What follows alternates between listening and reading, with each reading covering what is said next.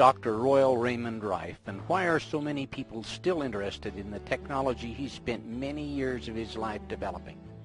In this documentary, you will learn about a brilliant and gifted man who developed the world's most powerful optical microscopes, which overcame the limitations of standard research microscopes, and who discovered a way to destroy deadly microorganisms using coordinative resonance. Though he died in 1971, interest in his discoveries did not.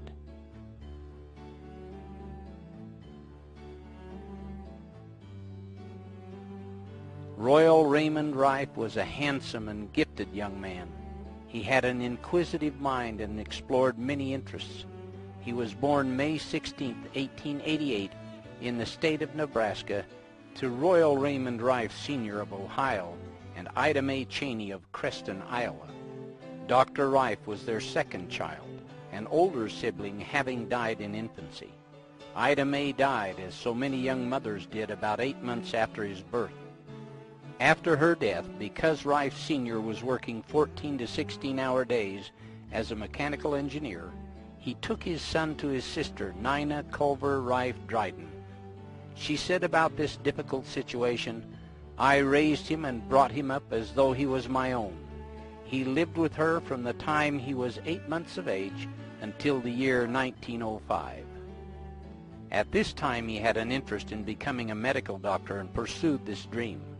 He went to Johns Hopkins University to begin his medical training, and after some study, he found that he had a greater interest in the field of bacteriology. In bacteriology, he did a great deal of work which included photographing many specimens for the University of Heidelberg. Because of the great contributions Rife made to Heidelberg University, he was given an honorary doctorate of parasitology in 1914. Because his studies of bacteria required intensive use of microscopes, Dr. Rife developed an interest in optics and began studying in that field as well. This interest led him to New York's Zeiss Works.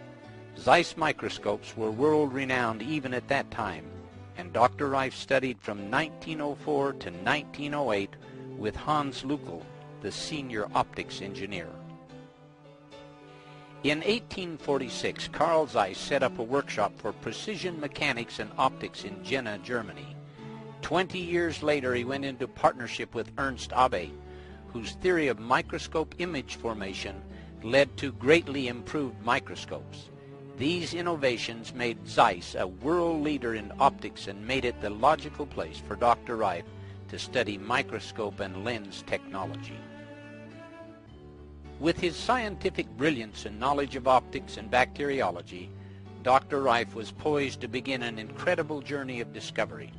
This journey began with his move to California, where he settled in Point Loma. Somewhere around 1912, Dr. Rife met and married his wife, Mamie Quinn. She was a wonderful wife who fully supported him in all his endeavors.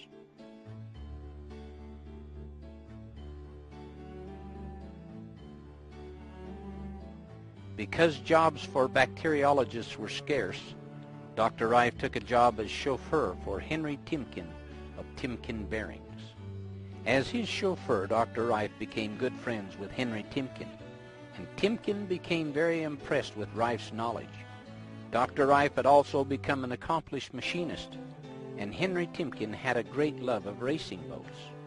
So he had Rife build the motor for his newest boat named the Kitty Hawk. This boat was built to compete in open sea endurance races of 100 miles.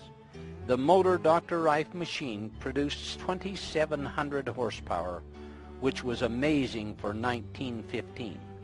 The boat went on to win the race, sustaining 87 miles an hour for 100 miles. This record was unbeaten for more than 60 years.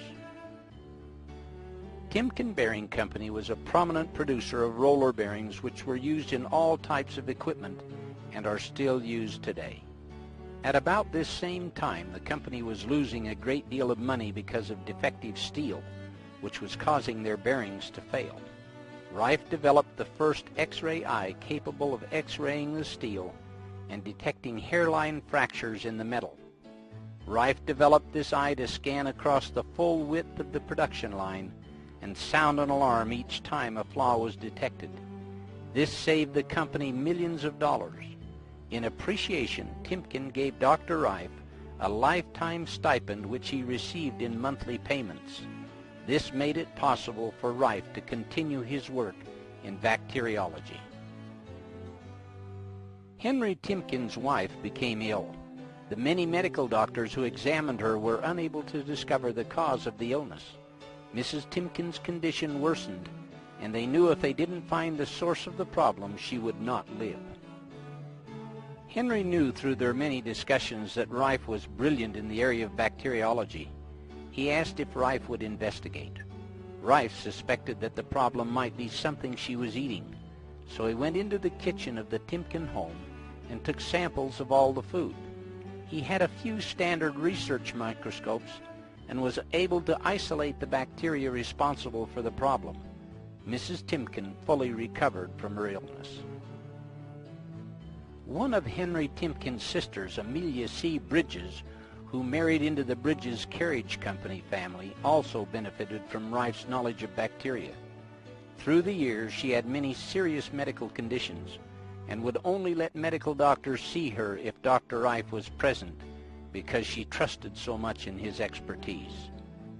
When she died in 1940, Rife was devastated because he considered her to be a second mother to him. His close friends said that he shed many tears. Because of their long friendship, she left him an additional $50,000 to help with his research. As the family chauffeur, Rife and his wife lived above the garage on the mansion's premises.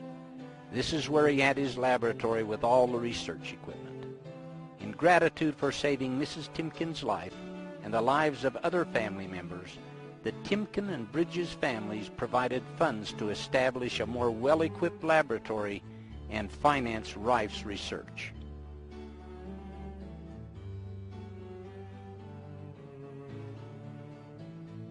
From 1915 to 1920, Rife worked in his private lab identifying and classifying disease-causing microorganisms.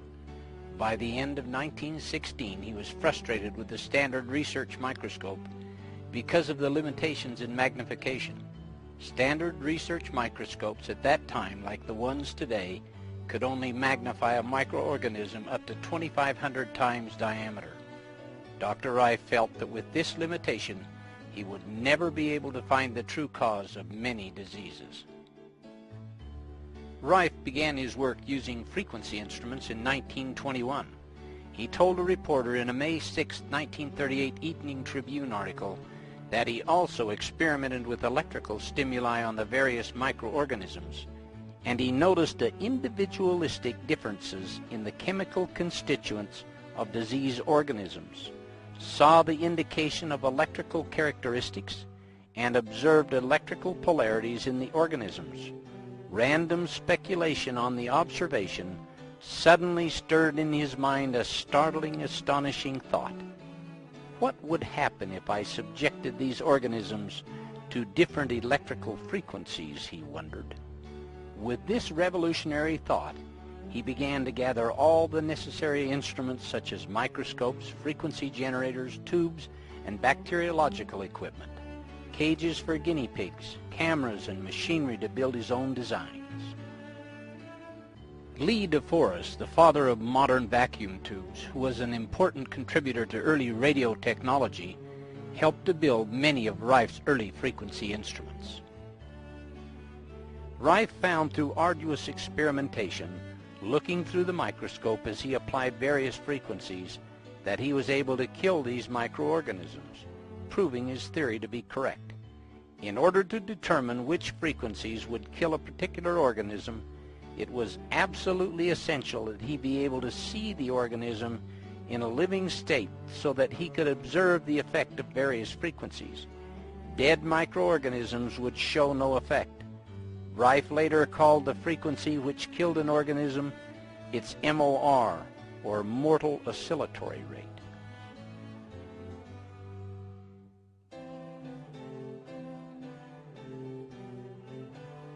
The next step was to solve the problem of high magnification called the Fraunhofer diffraction limit. This theory was that no microorganisms smaller than half a wavelength of light could be seen through a microscope. Rife knew from his many years of studying optics at Zeiss that it was possible to build a microscope which could see microscopic organisms as small as a virus. With this goal in mind, he went to work in 1917 and by 1920 produced the world's most powerful microscope. It could magnify with a clarity of 9,000 diameters. Dr. Rife said that this microscope could go clear up to 17,000 diameters, but not with any more clarity.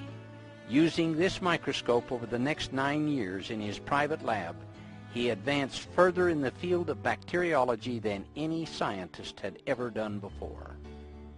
That instrument we used up until 1931. It was a lens microscope, and all of the air was extruded from the body and replaced with glycerin. The lenses were homogeneous with glycerin all the way through the whole thing, and the result was that in allowing the rays to separate and not cross in the interference band of reflection, such as they do in the ordinary standard tube of the regular research microscope, we held them apart, we separated them, and then brought them back together and picked them up again at a needle point. But, as I say, the resolution of this instrument beyond about anywhere from 9 to 10,000 times dropped off decidedly rapidly. We could go up on some occasions, on some preparations, up to 17,000 times, but we didn't consider the resolution anything out of the ordinary beyond about 8 or 9 or 10,000 times, depending entirely upon the specimen we were examining. Through the 1920s, Dr. Rife isolated many different organisms and was working on tuberculosis. He was successful in killing the rod form with his frequency instrument. But like Bone and Robert Cook before him, who were able to destroy the rod form of tuberculosis with vaccines and antitoxins, Rife's laboratory animals also died. This caused Rife to believe that there was an additional virus that was released when the rod form of the bacteria was killed. In his continual search for a way to see viruses, Dr. Rife theorized that many microorganisms were not able to be seen because they were smaller than the molecules of the existing acid or aniline dye stains. Throughout his work, Rife had noticed that every living thing is made up of chemicals and has its own unique chemical constituency. In his lab, he had been using a spectrographic microscope that could identify the chemicals in an organism by the color refraction index. Knowing that each chemical, when illuminated, gave off a specific color of light, he conceived the idea of staining the virus with light. This dispensed with the need for staining specimens and made it possible to use a frequency of light to coordinate with the chemical constituents of the particle or microorganism under observation. He developed and patented a 2,000 candle power lamp which provided the necessary light. This lamp, when used with the Risley prisms, made it possible to separate the specific frequencies of light. In an article in the June 1931 Popular Science magazine, the method of lighting was explained.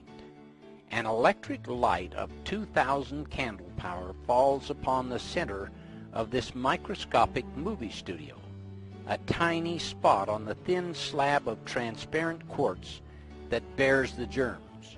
Above it, 16 of the finest quartz lenses obtainable, immersed in glycerin, magnify the dimensions of each germ 12,000 times. Designed by Rife himself, this apparatus is one of the most powerful microscopes in the world. Its magnification compares with the 2,000 diameter enlargement of microscopes commonly used in research laboratories and in medical examinations. The November 21, 1931 LA Times had an article also explaining Dr. Rife's use of light. Due to the fact that images are borne to the eye by light waves measuring about 1/51,000th of an inch in length, it has been supposed that no object considerably less than that in length would be seen by the human eye. By the use of quartz prisms, It is understood that Dr. Rife has broken up the light waves, making it possible to bring impossibly small objects to view. Through the new microscope, according to estimates, an object measuring 1/100,000th of an inch in diameter would be magnified to appear 1/6 of an inch in diameter. Another California newspaper article dated December 12, 1931, entitled "Newest Microscope Will Trail Unknown Germs to Their Lairs," says, Dr. Rife said that parts for his microscope were made in many parts of the world. He said he used quartz glass entirely because it allows from 48 to 50% more light than other kinds of glass.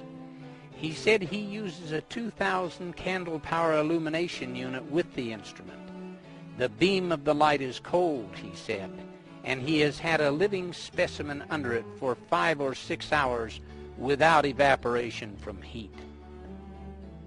With this new capability of staining microorganisms with a frequency of light that coordinated with their chemical constituents, Rife was able to see the virus form of tuberculosis which was released when the rod form was destroyed.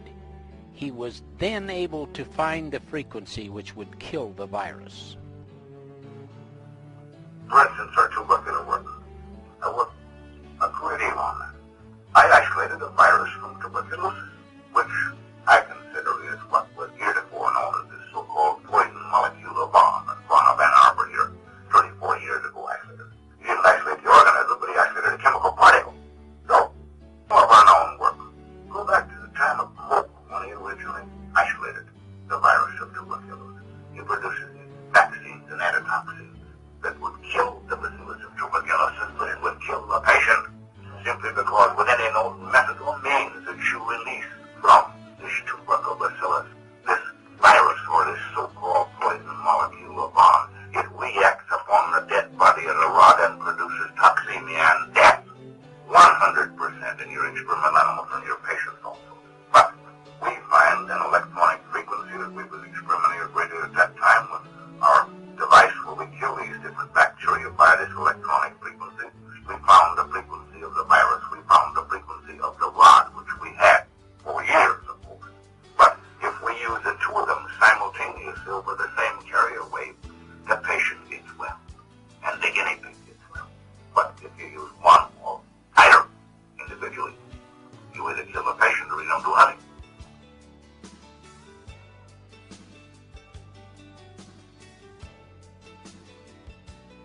Although Rife worked quietly in his lab, word of his accomplishments began to leak out to men in the medical community. A reporter from the San Diego Union got wind of Rife's discoveries, and following an interview about his amazing microscope, an article appeared on the front page of the paper on November 3, 1929. The headline read, "Local Man Bears Wonders of Germ Life."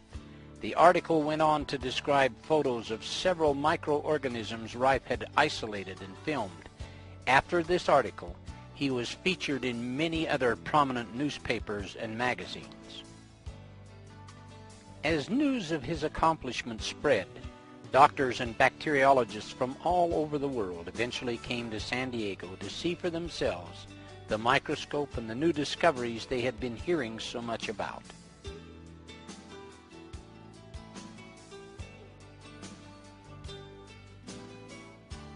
In late 1931, news of Rife's microscope had reached Dr. Arthur Isaac Kendall, professor of research bacteriology in the Northwestern University Medical School at Chicago.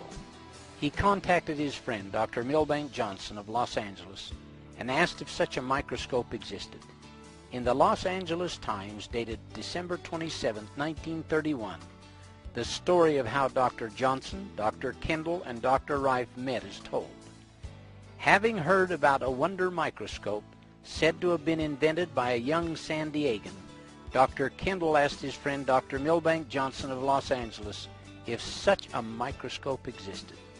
Dr. Johnson did not know about it but undertook to find out.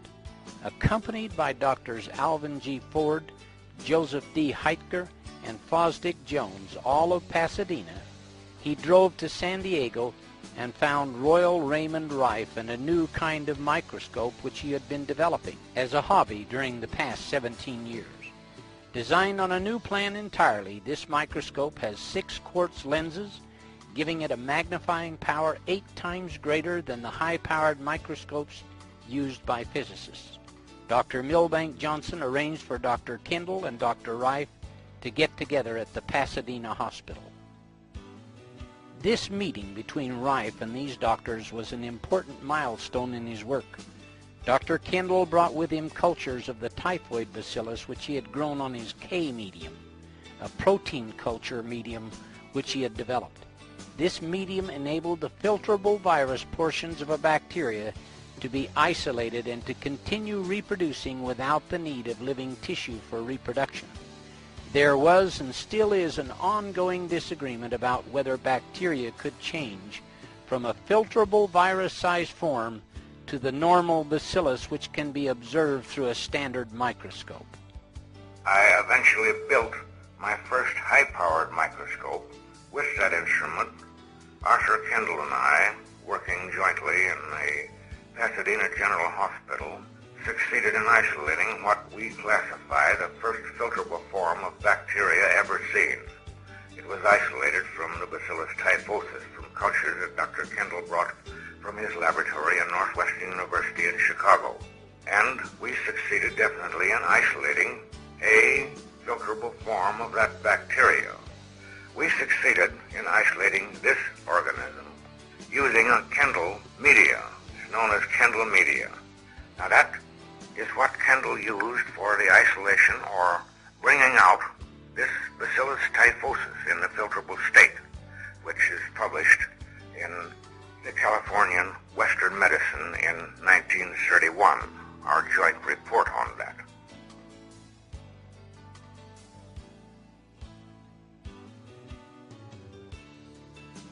In an article in the Science Newsletter of December 12, 1931, it states, "The material used by Dr. Kendall was a culture of the typhoid bacillus, ordinarily a fairly large germ, easily visible under the higher-powered lenses of a compound microscope. By feeding it on his recently evolved K-medium, which apparently has the power of causing all visible bacteria to pass over into an invisible, filterable phase, Dr. Kendall induced the bacilli in his cultures to go through this change. Under the highest power of the ordinary microscope, he could see nothing moving in the fluid except a swarm of rather active little granules that were visible only as tiny motile points. Examined with the Rife microscope, however, these points became plainly visible as small, oval, actively moving bodies, turquoise blue in color. These appeared in all the cultures and could be transferred from one culture to another through the fine pored filters. So Dr. Kendall considers them to be the actual filterable forms of the typhoid bacillus." Using Rife's microscope and Kendall's medium, the doctors were able to observe 3 stages of the development of the typhoid bacillus. This experiment showed that viruses and bacteria were capable of mutating or changing their form, a fact understood today, but one which generated much controversy then. At a later date, they found the MOR frequency to kill the typhoid. From this point on, Rife's microscope and work received a great deal of recognition. He ended up working very closely with Dr. Alvin G. Ford, the pathologist at Pasadena Hospital, who later became president of the American Association of Pathologists, and Dr. Milbank Johnson, then medical director of the Pacific Mutual Life Insurance Company.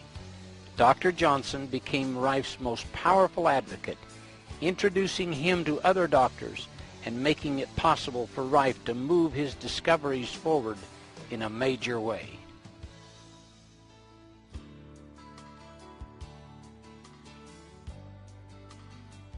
Dr. Johnson was so impressed with Dr. Rife's work and the future medical implications of his frequency instrument, he held a dinner at his Pasadena estate in Rife's honor, which was billed as the end to all disease. In the back of the room by the window stands Dr. Johnson in white with Dr. Rife on the right and Dr. Kendall on the left. Among these doctors were Alvin G. Ford and Joseph Heitger, who had gone with Dr. Johnson to meet Rife at his lab. In the summer of 1932, Rife went to Chicago with his microscope to work with Kendall. Kendall invited world-renowned bacteriologist E.C. Rosenau of the Mayo Clinic's Division of Experimental Bacteriology in Rochester, Minnesota, to come and use Rife's microscope. Rosenau had heard of Rife from a former patient of his who happened to be Henry H. Timken, the same man who had been financing Rife and his laboratory. Rosenau, Kendall, and Rife re-verified the experiments Rife and Kendall had done a few months before. I worked for Miss Rosenau. He worked with me. I worked with him, whatever you call it, 14 years on poliomyelitis. He worked entirely on the brain function. He was the head of the Department of Research Bacteriology of Mayo in Rochester, and he said, they want me to scrap the work. I said, hold everything. So I was going back to work with Arthur Kendall at Northwestern University at that time.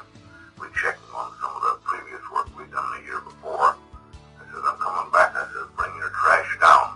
We went through it. I found it in the spinal fluid. He'd been working 14 years on the brain emotion, and he was a great surgeon on streptococcus. Everything was streptococcus with Rosenau.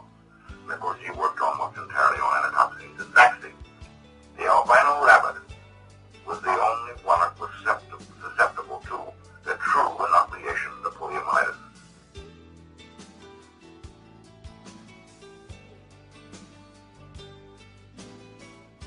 Dr. Rife had been working on finding the cause of cancer for many years and had long believed that when the cause of cancer was finally identified, it would be found in a virus or microorganism. He had spent many years looking for this microorganism with his microscope. He had sectioned 20,000 tissue samples with no success. Kendall's K-medium was exactly what he needed to help him find the cancer virus. An article in the San Diego Evening Tribune on May 11, 1938, told about the events that led to the discovery of the cancer virus in 1932. The reporter's article summarized what Dr. Rife said.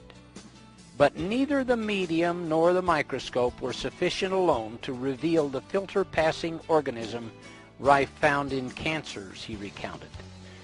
It was an added treatment which he found virtually by chance that finally made this possible, he related. He happened to rest a test tube of cancer culture within the circle of a tubular glass ring filled with argon gas activated by an electrical current, which he had been using in experimenting with electronic bombardment of organisms of disease, he recounted.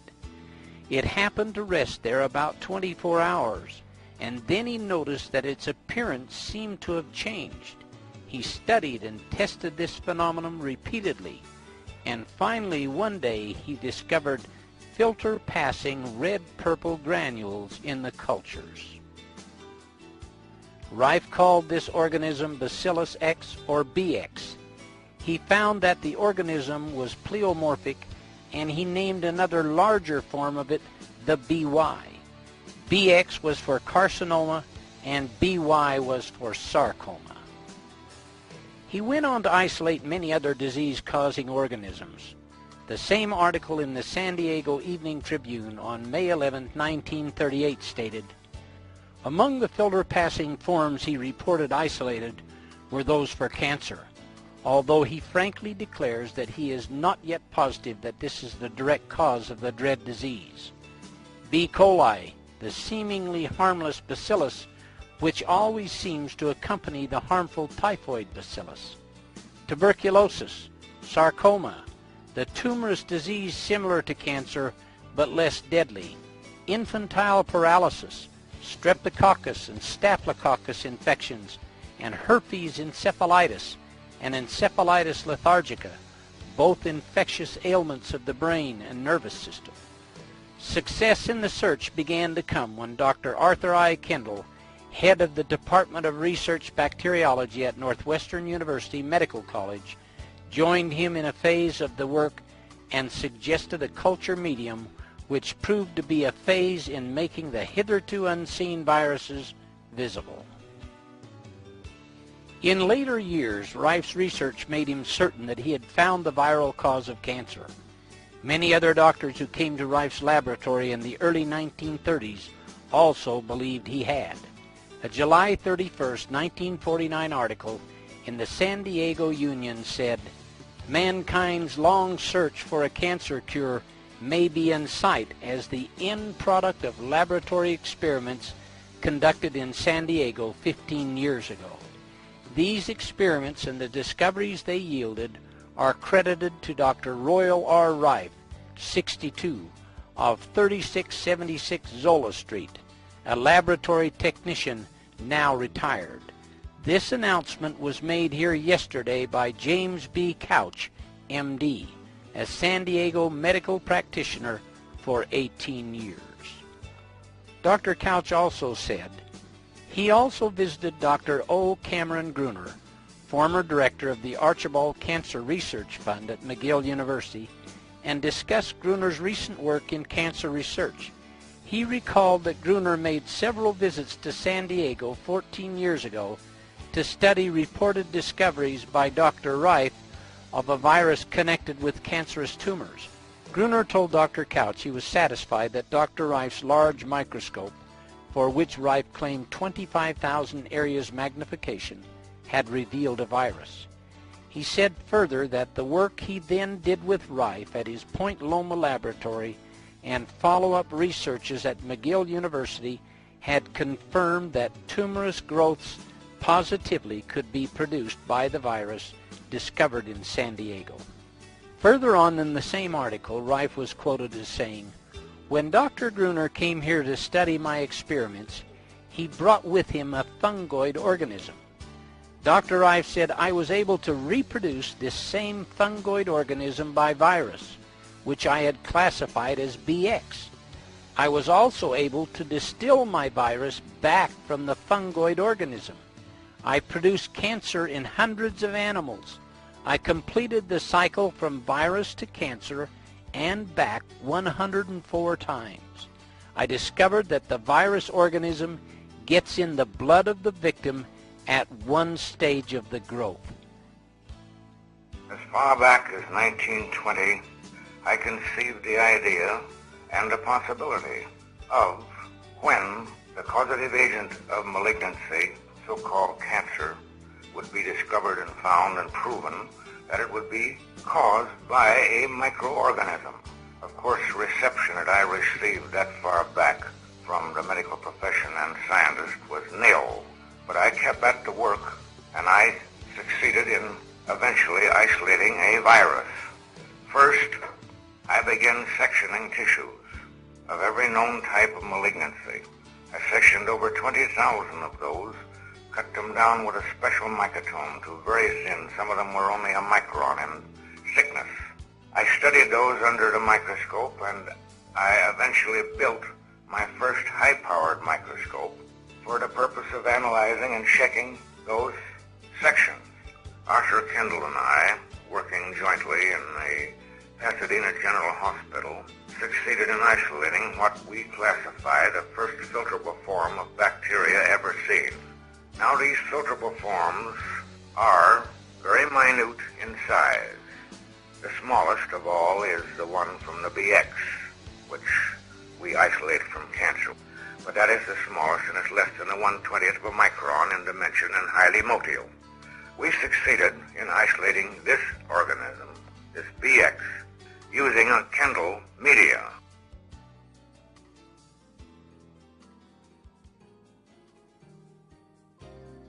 Through the 40 years that Rife spent researching microorganisms and developing all kinds of equipment to aid him, he won 14 government awards for scientific discoveries and an honorary medical degree from the University of Heidelberg. During this period, he developed and built 5 virus microscopes, 4 of which were prismatic. His first microscope, built in 1920, used round quartz lenses, and the gaps in between were filled with glycerin. He used this instrument up until 1933. The others he built after this were the prismatic type, using block crystal quartz that obtained much higher magnification. The most sophisticated one is his number 3 microscope, which was called the universal microscope. This microscope was the one mentioned in the previous article that had 25,000 areas magnification. The universal microscope was built by Dr. Rife in 1933.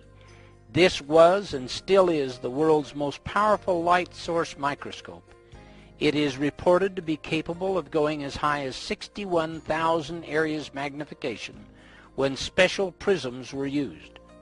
The electron microscope, though more powerful in magnification, kills the specimens so you can't observe their live reactions. In many cases, a fragile virus will be completely destroyed by the electron bombardment, and all that will be left is debris. The universal microscope, like all of Dr. Rife's microscopes, allows observation of living organisms at varying magnification. The Journal of the Franklin Institute of February 1944 gave an in-depth description of the universal microscope. The universal microscope, developed in 1933, consists of 5,682 parts and is so called because of its adaptability in all fields of microscopical work, being fully equipped with separate substage condenser units for transmitted and monochromatic beam, dark field, polarized, and slit ultra illumination, including also a special device for crystallography, the entire optical system of lenses and prisms, as well as the illuminating units are made of block crystal quartz, quartz being especially transparent to ultraviolet radiations. The illuminating unit, used for examining the filterable forms of disease organisms, contains 14 lenses and prisms, 3 of which are in the high-intensity incandescent lamp, 4 in the Risley prism, and 7 in the achromatic condenser. Between the source of light and the specimen are subtended 2 circular, wedge-shaped block crystal quartz prisms for the purpose of polarizing the light passing through the specimen. A monochromatic beam of light corresponding exactly to the frequency of the organism is then sent up through the specimen and the direct transmitted light, thus enabling the observer to view the organism stained in its true chemical color and revealing its own individual structure in a field which is brilliant with light. The objectives used on the universal are a 1.12 dry lens, a 1.16 water immersion, a 1.18 oil immersion, and a 1.25 oil immersion. The rays of light refracted by the specimen enter the objective and are then carried up the tube in parallel rays through 21 light bends to the ocular, a tolerance of less than 1 wavelength of visible light only being permitted in the core beam. The rays start their rise parallel to each other, but just as they are about to cross, a specially designed quartz prism is inserted which serves to pull them out parallel again, another prism being inserted each time the rays are about ready to cross. Thus, the greatest distance that the image in the universal is projected through any one media, either quartz or air, is 30 millimeters instead of the 160, 180, or 190 millimeters, as in the empty or air-filled tube of an ordinary microscope. Under the universal microscope, disease organisms such as those of tuberculosis, cancer, sarcoma, streptococcus, typhoid, staphylococcus, leprosy, hoof and mouth disease, and others may be observed to succumb when exposed to certain lethal frequencies, coordinated with the particular frequencies peculiar to each individual organism and directed upon them by rays covering a wide range of waves. Because the universal microscope had the ability to use all type of microscopical work, it was very complicated. It cost over $250,000 to build in 1933, equaling a little over $11 million today. This instrument, along with the other sophisticated instruments Dr. Rife built, made it possible for him to find the many frequencies that would kill all the different types of microorganisms which he was isolating. The universal microscope embodies all the field of polarization. polarized light. It embodies all the field of crystallography. It embodies the polarized light, the true polarized light of the spectrographical micropolariscope. And it embodies the field of refractability. And we believe that this instrument will open fields that have never been seen before by the human eye. We do not say that the average practitioner or even the average research scientist can use this microscope. He will have to be trained because the delicate adjustments of this instrument far surpasses anything that's ever been wielded in the field of microscopy. As an example, the fine adjustment of this instrument requires 7 complete revolutions for the movement of the object 1 micron. The control of the thing is built to the limit of human precision, and we will carry on farther with this instrument. What I wish to stress at this moment is the importance of the control of the illumination of any field of microscopy, regardless whether it's the ordinary microscope that's used by our student, or the practitioner, or the research man in the laboratory, or the scientist that's working in the field of filterable virus. This color chart was created by Dr. Rife to show the entire spectrum of frequency waves he was testing, including infrared, ultraviolet, and X-rays. He assigned colors to different sets of frequencies, from the audio range represented by the keyboard all the way through the radio spectrum up to the 110 megahertz. Though in his frequency instruments he never used a frequency higher than 20 megahertz on any microorganism, he found through his research that there were many different harmonics of frequencies that would kill the various microorganisms.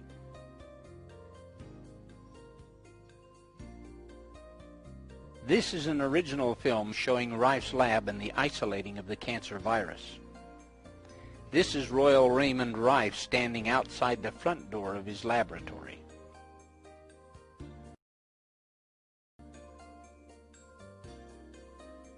When Rife isolated the cancer virus in 1931, he took an unulcerated human breast mass from the Paradise Valley Sanitarium and Hospital, donated by Dr. R.T. Hammer, who was the assistant superintendent. Portions of this tumor were cut out and filtered through a triple-aught porcelain Berkefeld filter, which gave about 10 micron filtration. The virus could readily pass through a filter of this degree of tolerance. The test tubes that are shown here were irradiated for 24 hours with argon gas. This irradiation caused the virus to become virulent.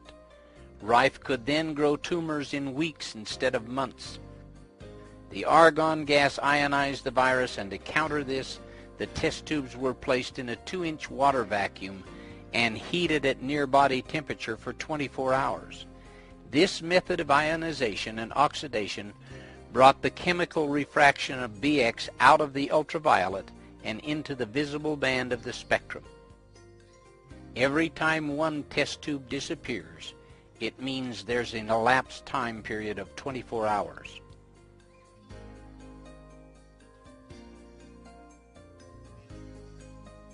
The rats were injected with a very tiny needle from the virus that he had filtered and isolated, and the tumors were allowed to grow to be 2 or 3 grams heavier than the rats.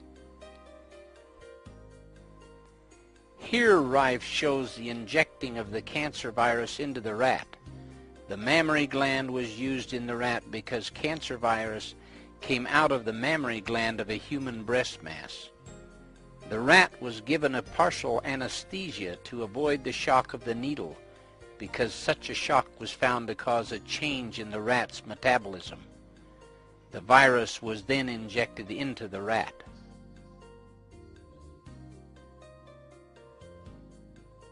Rife would then allow the cancer tumors to grow. Here you can see the large tumor in the rat. He would surgically remove the tumor and treat the rat with his ray tube instruments. The frequencies would devitalize the cancer virus without harm to the animal's cells or to the rat. Rife used special glasses with high magnification during his operations in order to perform the fine details of the tumor removal. The tumor is tied off and cut away. The cancer virus can again be isolated from that tumor and then injected into other rats. Rife went through this procedure 411 times to prove that the virus he isolated was the cause of the cancer tumor. This shows the tumor coming out of a solution of triple distilled water. A portion of that tumor is being cut away so that you can observe the cancer virus under Rife's microscope. Rife had the only microscope in the world that could see the cancer virus or any other virus alive, and he studied them for years.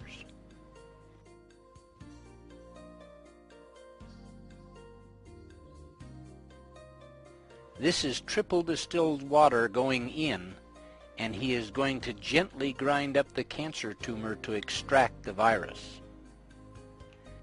This is a porcelain Berkefeld filter similar to unglazed Dresden china. The liquid material is poured into a test tube, and a drop will be removed from that liquid, which Rife will shortly place on a slide that has been flame sterilized. The liquid material is withdrawn from the solution using a micropipette made by Rife, and a drop is placed on the slide and covered with a cover slip made of quartz. Rife used quartz slides because light passed through better than glass. Now the ray tube is directly above Rife's head, which will be turned on later to kill the virus. The black instrument to the left of Rife is the ray tube instrument and consists of a transmitter which Rife could tune the frequencies which he knew would kill the virus, just like an opera singer's voice can shatter glass.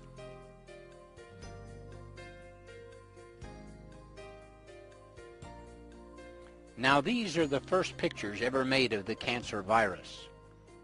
These cancer viruses were motile and streamlined, shaped like a fish.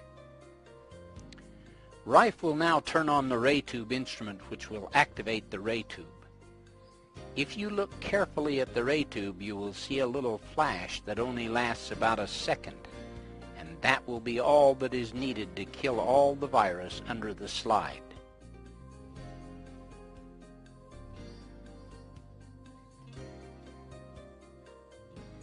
This shows the virus after it had been treated with the ray tube, which has a resonant frequency that killed the virus, and they are all clumped together in the field of the microscope.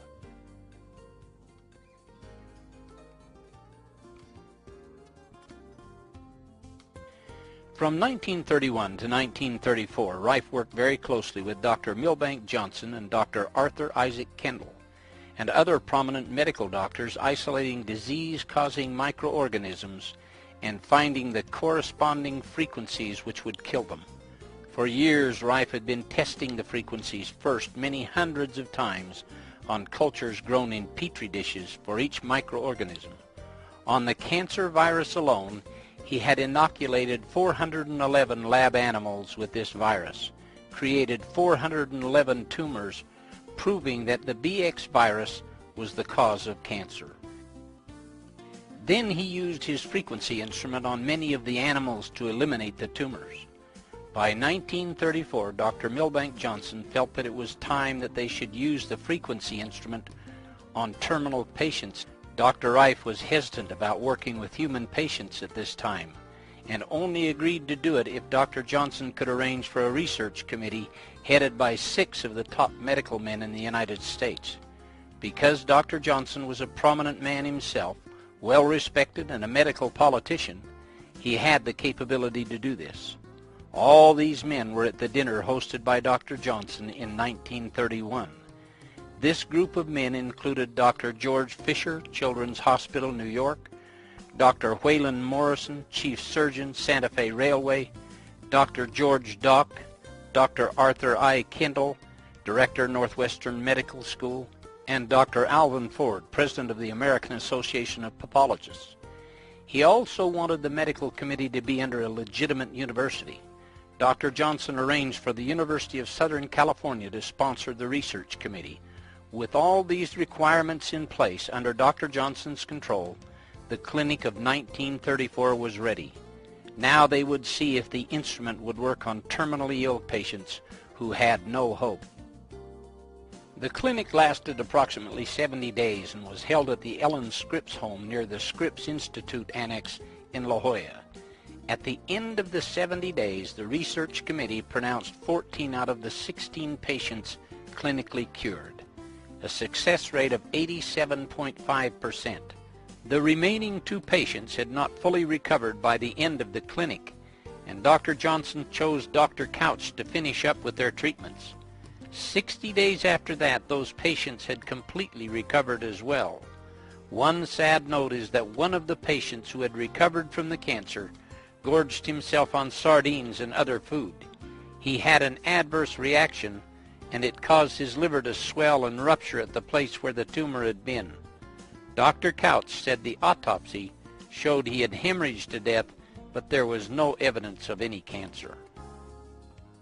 We had a clinic in 34 in La Jolla. Dr. Novak Johnson, a friend of mine, that was in Los Angeles when he was one of the big brands of the Pacific Mutual Life Insurance Company and one of the millionaires.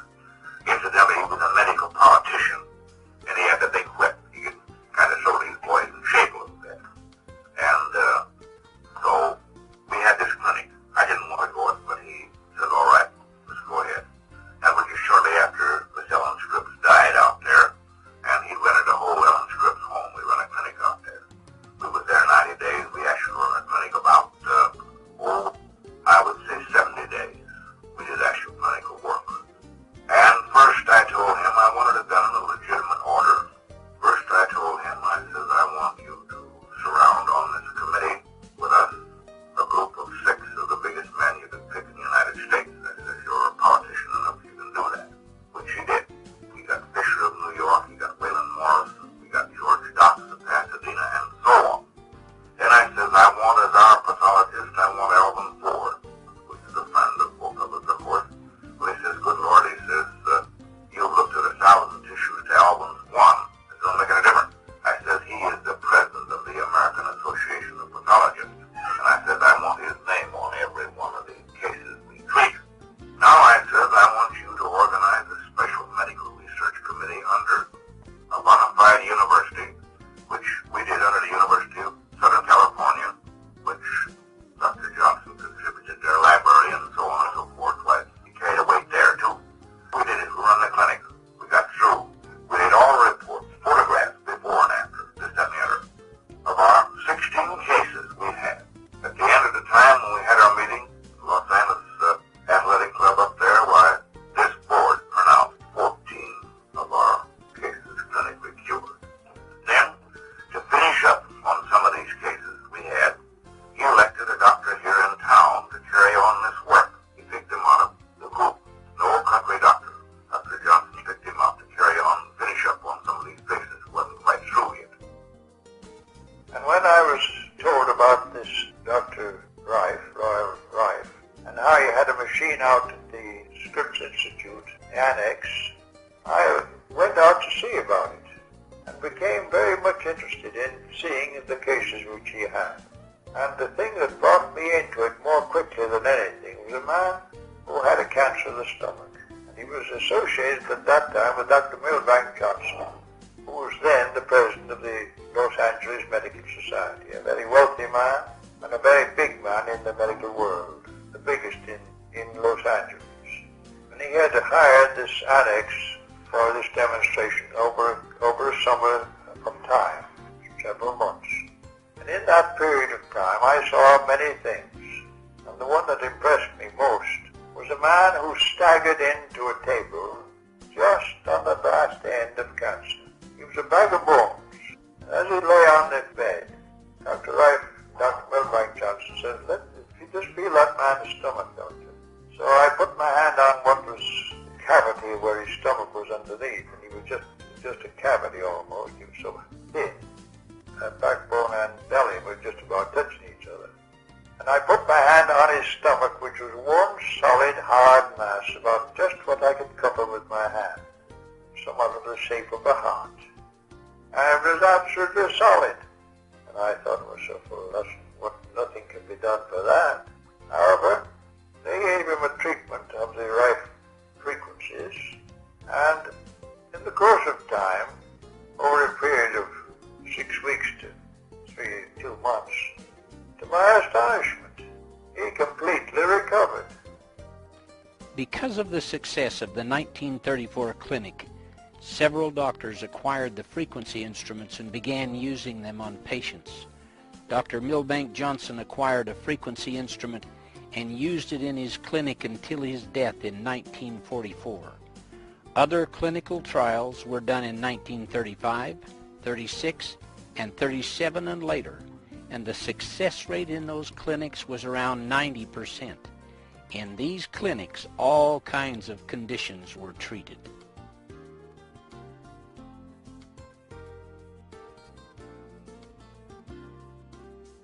The instrument used in the 1934 clinic had its origins when Rife began his experiments on the effect of frequencies on microorganisms. A paper found in Dr. Rife's files, written by one of his lab assistants and entitled Development of the Rife Ray and Use in Devitalizing of Pathogenic Microorganisms, explains the evolution or advancement of his frequency instrument. In January 1920, experiments were started to determine the effect of electrical influences upon pathogenic microorganisms. Tests were made for anode and cathode polarity influences and the effects of infrared, ultraviolet, and X-ray. The initial apparatus for the tests along this line of experiments was constructed and used in prolonged experiments during 1921 and 1922. In 1923, a more appropriate apparatus was assembled and used. The different frequencies were generated by a tube oscillator with many stages of amplification, the final stage being a 50-watt tube. This simplified frequency was in turn fed into an output tube. The output tube was constructed with a double expansion bulb blown from quartz, using a platinum anode and cathode. It had a 45-degree target for a directional effect. The frequency control of the instrument was exact to a fraction of a wavelength, making it possible to coordinate the frequency in each pathogenic microorganism with its own wavelength of frequency delivered from the instrument. During the next 8 years, these experiments continued, and the coordinating frequencies termed mortal oscillatory rate, or MOR, of most of the pathogenic microorganisms were found and recorded, including the frequencies of many of the virus or filter-passing forms of these organisms. In 1935, an entirely new application of the old principle was incorporated in an instrument built under the direction of Rife by Philip Hoyland of Pasadena, California. The new instrument was light socket powered and had an output of 50 watts. Furthermore, it was equipped to deliver 2 distinct frequencies simultaneously and both variable. In the early part of 1936, Rife and Hoyland spent much time collaborating on revising some of the fundamentals of the instrument due to the advancement that had taken place in electronics. And it was found that the carrier wave used in the previous instruments could be eliminated. During the summer of 1936, further experiments were carried on which resulted in an entirely new method of generating the desired frequencies.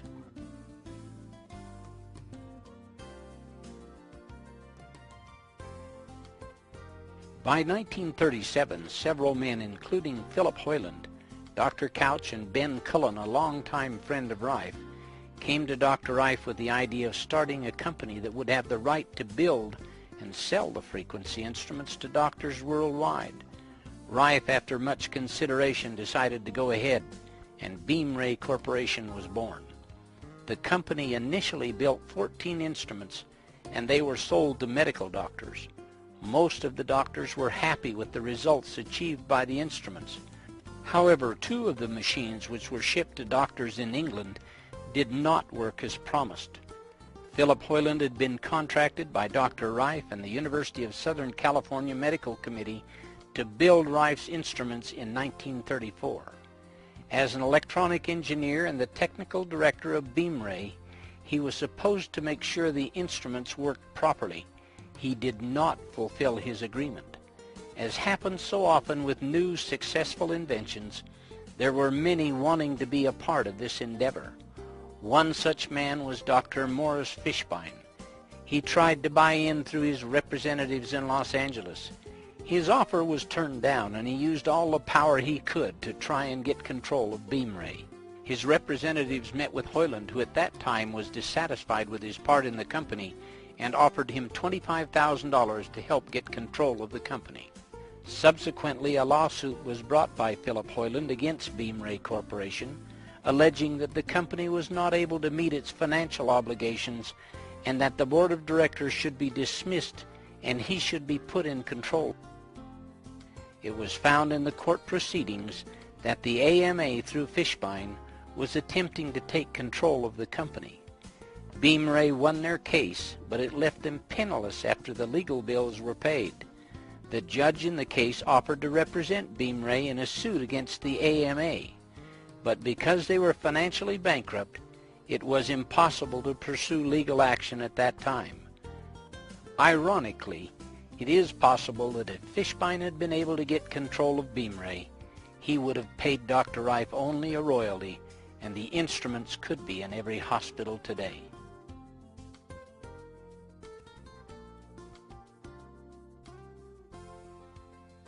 After the trial, Dr. Rife went back to his research work in his laboratory. Penicillin was the first antibiotic to be discovered and put on the market. Many doctors were more interested in giving their patients antibiotics than looking at using an instrument which would use frequencies to destroy organisms. Antibiotics were seen as a panacea that would solve all of mankind's health problems, and enormous amounts of money were being poured into their development and into the pockets of the doctors that prescribed them. Under these circumstances, the interest in Dr. Rife's technology began to fade. Use of Rife's discoveries from 1938 to 1944 continued quietly among a few doctors who had his frequency instruments. In 1940, Mrs. Bridges, who had been donating to Rife's research laboratory, died. The money from Henry Timken was no longer there. Dr. Milbank Johnson died suddenly in 1944. His influence had made it possible for the doctors to use the frequency instruments. With his death, pressure was put on these doctors to use antibiotics, which were considered the conventional medical treatment for disease. They were told not to use the frequency instruments anymore. Rife eventually closed down his lab.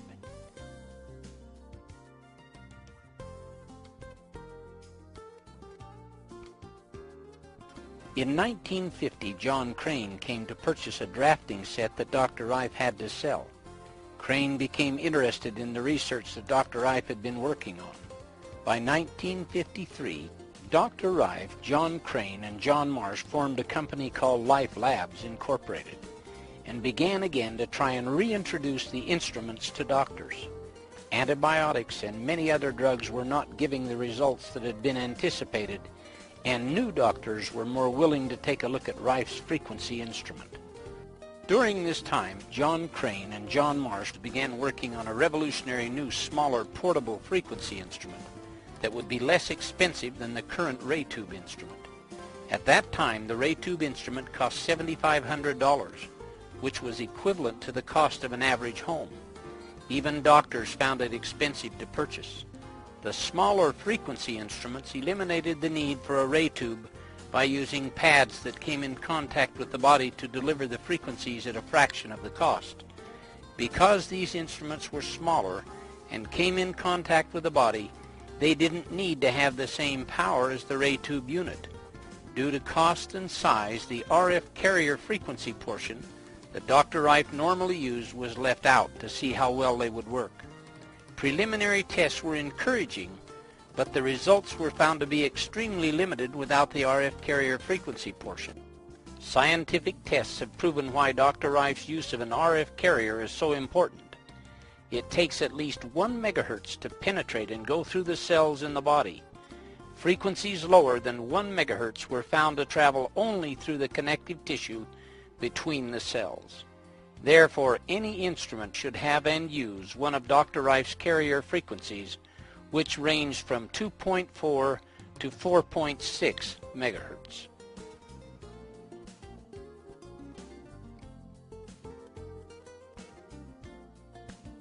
In spite of all the encouraging results, the same pressures experienced by doctors after Dr. Johnson's death came into play again. In 1962, Life Labs shut down after a court battle. It appeared that Dr. Rife's research would be lost forever. Rife said that he had put his life and his fortune into this work with no monetary compensation, had finished it and handed it to mankind on a silver platter, but none of the people in positions of power wanted it. In 1971, Dr. Rife died, and the world lost an incredible mind. In January of 1986, Barry Lines wrote an article about Dr. Rife. John Crane contacted Barry Lines and asked him if he would help get the knowledge of Rife out to the world. Barry decided to write a book, and in 1987 published his book, The Cancer Cure That Worked. A new interest in Rife's great work then reemerged and is spreading rapidly worldwide. Just the fact that you are watching this documentary is evidence that Dr. Rife's life and work were not in vain.